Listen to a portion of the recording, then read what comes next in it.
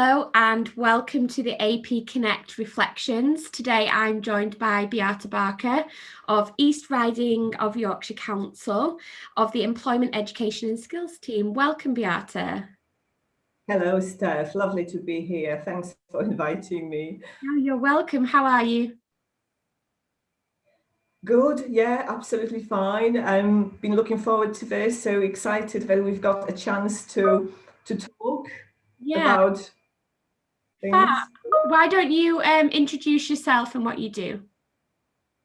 Okay. So as you've said, I work for East Riding of Yorkshire Council, Employment Education and Skills team, in the adult learning part. And my job role is quality improvement manager, but also I'm involved in all the observation activities, teaching, learning and assessment. And I also teach ESOL, and I hugely enjoy that. So it keeps my feet firmly on the ground, and being in the classroom is always good for my role. Definitely. So you have a really exciting job. I love quality improvement. So you've been involved in AP Connect for 3 years now. Yes, that's right. So the start of our journey was, gosh, almost 3 years ago now. It was the academic year 18-19. And that was our first year, then the second year, and then the third one, which is running now. But the start of our journey was actually through the Education and Training Foundation, the bid for a collaborative project, and we were successful in that bid. And we worked with a partner organisation, so that was York City Council. So that was our first encounter of the AP Connect, and prior to that we hadn't had the advanced practitioners role, so that was very new. And I think some of us in my organization were aware of the teaching and learning coaches and previous initiative, but at East Riding we just didn't have that role. We didn't have anyone with a title, and when we looked at the functions of the role and the sort of roles of APs within organizations, it was very close to our hearts, and we felt that this is definitely something that we want to embrace more and establish and develop. But coming back to our first project, the collaborative project, that was around the teaching triangles methodology. We called it Triangles of Excellence, and it was just a great opportunity to pair up with York to recruit our advanced practitioners. So we had 3 people, and York had 3 staff members. So we joined up forces and we decided together what themes we want to cover, and then how we want to do our observations within these teams of 3, and then go through the process of the feedback, reflection, and then any improvements resulting from that, and ultimately improving outcomes for learners. So when we finally arrived at the themes, we decided on 2 themes. The first one is very close to heart for everyone now. It was the use of technology and how we can explore that. So 3 years ago, we were in a different place from where we are now. And the other one was developing reflective learning. So developing learners' reflection. We felt that, we wanted to push our learners further, to tell us more about what they've learned, not what they've done in sessions. And that's often a big one, isn't it? Thinking about the learning, and also how our tutors can be more reflective and give developmental feedback to learners. So these were 2 themes for our triangles. So there was a team of 8 of us working together, where we had a chance to experiment, to observe each other, to plan it, observe, reflect on it, and then bring it all together. So this was my first encounter with advanced practitioners. The second year then was around, it was a different setup, because it wasn't a collaborative project. It was more about joining these communities of practice. and we had the chance to team up with other people. So it was more around action learning sets where I had a chance to work with colleagues from other providers. It was Birmingham, Bishop Burton, London. And we would come up together, monthly for sort of our catch-ups and sharing reflections. And for us, specifically for East Riding, it was about developing resources for staff. We have a high proportion of staff on hourly contracts. So also at that time, it was about new reformed qualifications for functional skills, English and maths. So our focus was more on how we can support those tutors who are sessional, how we can develop resources that will be electronic, and new infrastructure with active panels, the interactive boards. So I worked with a team of our curriculum leads and tutors just to develop that side for us. And the third year, so this is where we are now, it's again working with a team with a it was really really good, because where we are now, we can link it with supporting our virtual delivery.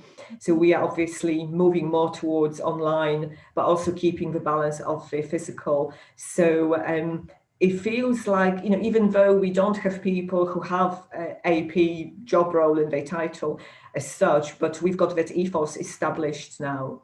So it's been a journey. So it's kind of year 3 now, and definitely want to continue with that. Yeah. So tell me a little bit more about this year. What does that look like?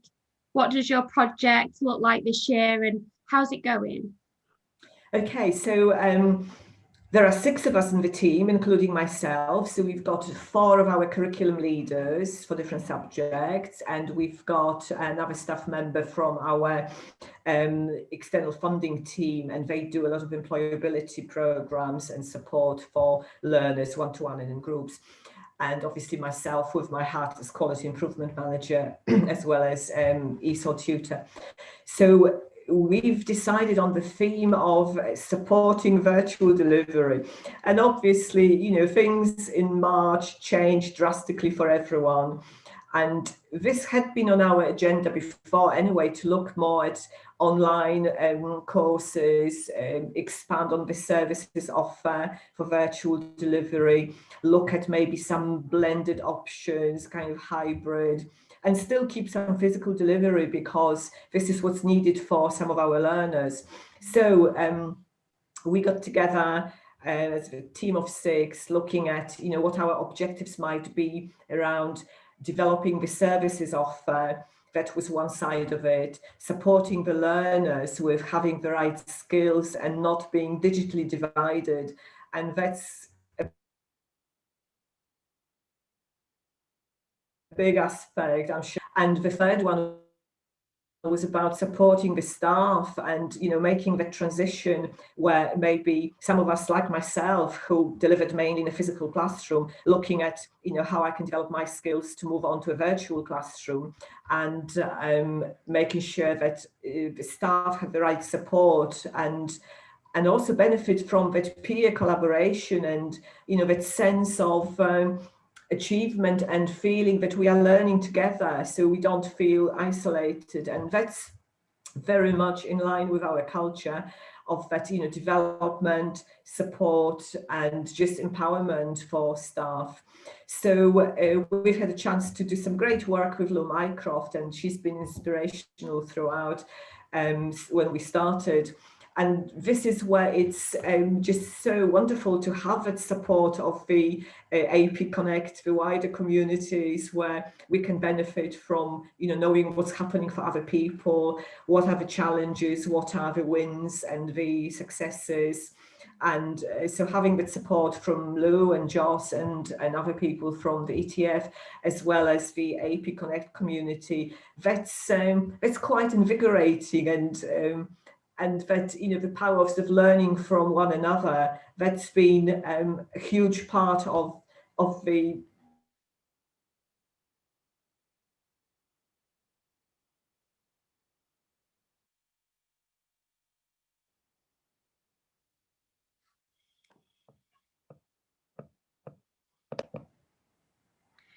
So something else I'm really interested in is how you might have informed what you're doing. So is there any theory or research or literature that you've used to help develop your ideas?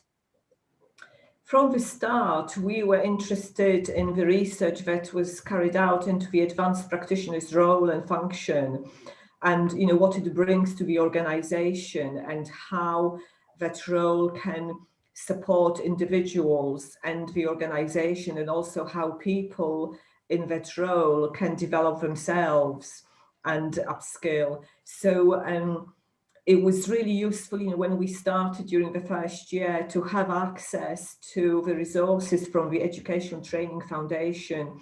So specifically, we looked at the AP toolkit with the cards, and there were specific strategies that we could apply in our training sessions or staff meetings. We looked at the guides, so like the thinking environment, creating spaces to think, coaching and mentoring. These were extremely useful.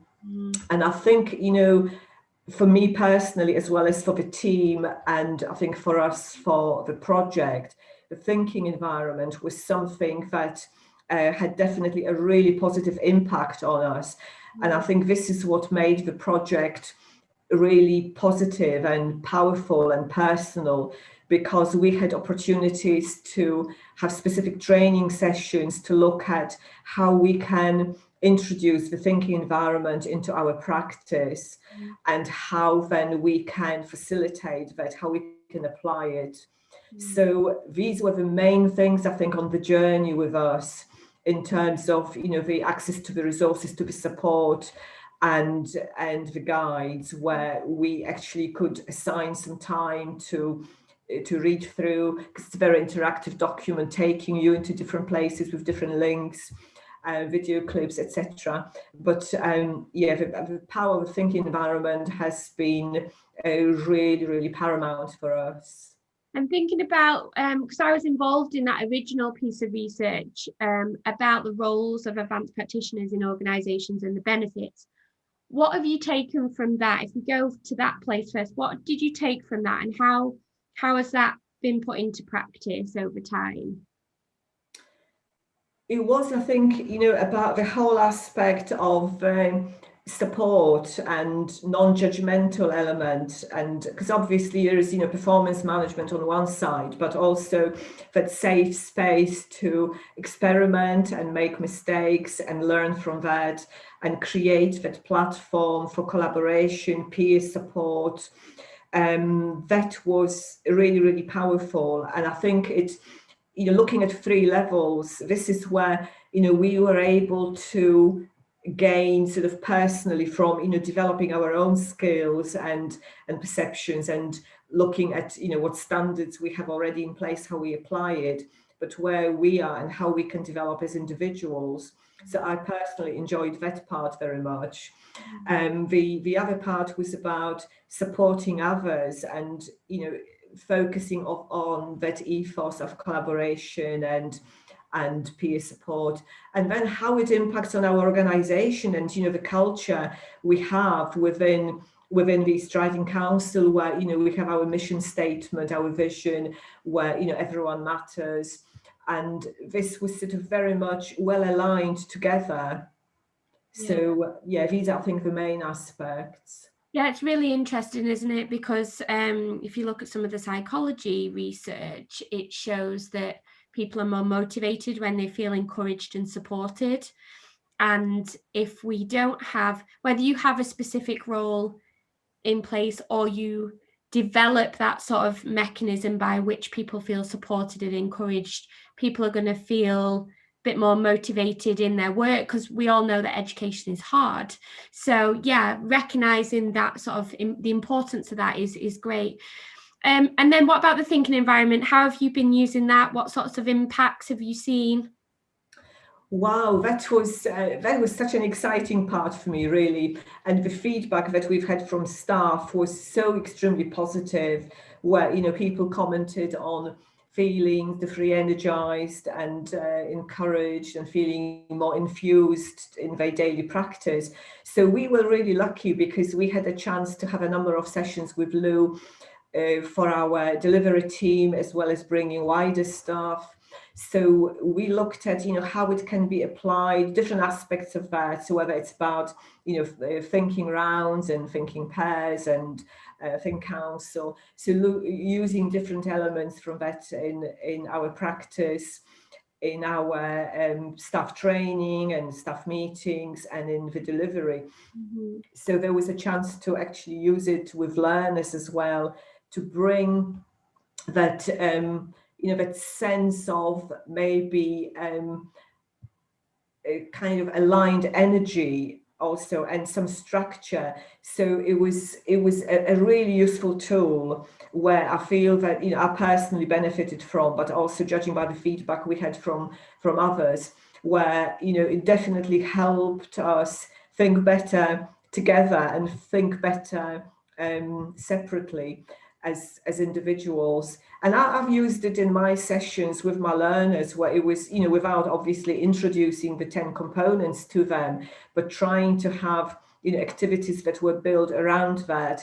And that was really positive. It was very much about, bringing that structure and that equal airtime and the whole atmosphere that, should be there anyway for good teaching and learning, a kind of calm environment, respectful with rapport. So it was very well received, and we felt quite inspired by it, how it can become our practice almost instinctively.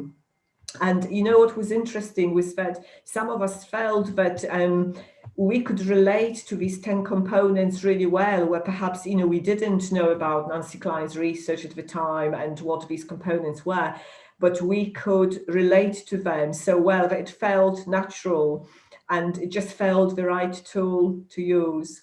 Oh, that's amazing. It's really interesting, isn't it, when you have a structure and a different way of doing things that allows us to do our best thinking, it can really feel transformative and liberating at times, because Yes, we absolutely. talk about being able to do our best thinking, or we want our students to develop their sort of independent thinking and critical thinking, but we often don't give the time and the space to do that. So yeah, really interesting how it's being used and the benefits. So what would you say to anyone who is considering being part of AP Connect? This is such a great opportunity, and I can't really stress, can't emphasize enough, because it's been just so rewarding for us. And it was, we were excited at the start of the journey, where we were successful in collaborative bid and we embarked on the project, and it just felt that AP role is such a great role to establish and to maintain that. And it's just, I think, when I also talk to the staff and listen to people's feedback, because we've used different tools to evaluate the success of the project and those who had the chance to participate. So what was sort of coming through was people's sense of enthusiasm, energy, and just feeling infused in their own practice, even though we were working with some practitioners who were very experienced and felt that they had already a wealth of experience to bring, but it kind of brought a sense of being re-energized and realigned, and having like a fresh start to experiment and to develop and to bring something new. So I think that aspect of developing yourself was really good for us. And also then having an impact on others, so that atmosphere of collaboration and support and non-judgment was kind of ever present there. And the impact it had on the service and how we were able to move towards improvement of outcomes for our learners, and being the teachers who reflect on what we do, being the practitioners that support each other, that just reinforced that collaboration. So it just felt a really positive initiative, a really powerful one, and personal at the same time, where, you know, we were out of our comfort zones occasionally, and changes had to happen. So, but it was a kind of really enthusiastic journey, and we were extremely excited at the start, and we're extremely excited now to carry on, and really proud that, you know, we were part of these AP communities. And so it's kind of our third year, carrying on with now the theme of supporting virtual delivery. But we want to stay on the journey. We don't want to stop. So we are already thinking, what can we do next year? How we can maintain that, and keep that culture and that ethos, because that's really important about, you know, the positive relationships that we have and how they impact on the organization and then on our learners and our customers. That's the important part for me and for the team. Sounds amazing. You've done some great stuff, and you know, that's what we're aiming to do, isn't it? If we can create that sort of inquisitive, curious, supportive cultures, then we're always continuing to improve what we do, and the impact is always for the students and how the impact on their lives as well. So thank you so much for joining me today. It's been lovely to have you. Thank you for having me. Thank you, Steph. You're welcome. See you soon. Bye.